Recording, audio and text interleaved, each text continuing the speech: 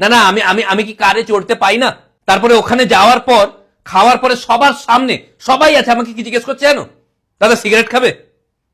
ও কি জানে না আমি বিড়ি খাই?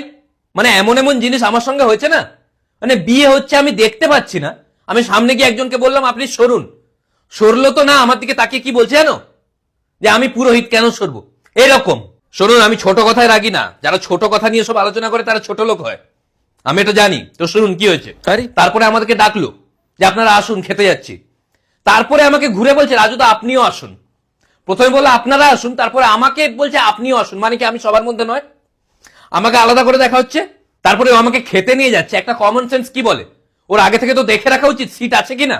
ও সিট পাননি না? সিট পেয়েছি কিন্তু আগে থেকে দেখে রাখেনি, যদি না পেতাম।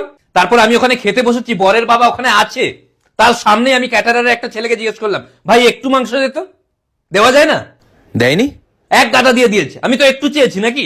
তারপরে মিষ্টি দেওয়ার সময় সবাইকে দুটো মিষ্টি দিচ্ছে, আমাকে 3টে মিষ্টি দেওয়ার পরে বরের বাবা বলছে একে আরেকটা দিন। তো ওটা ভালো তো। ভালো তো, আমার সুগার আছে ও ভালো করে জানে, আমাকে মেরে ফেলার একটা পরিকল্পনা। আপনারা কি ভেবেছেন আমি এই বিয়ে বাড়িতে আসার জন্য প্রচন্ড আগ্রহী ছিলাম? ওরা রিকোয়েস্ট করলো হাত জোড়ো করে যে আপনি না এলেও হবে, এলেও একা আসবেন, ফ্যামিলির কাউকে আনার দরকার নেই। তখন আমি ফ্যামিলির সবাইকে নিয়ে এলাম ওদের রিকোয়েস্টে। তাও তো ছোট ছোট কথা ধরছি না, বললে মাথা খারাপ হয়ে যাবে আপনার। আইসক্রিম ঠান্ডা ছিল।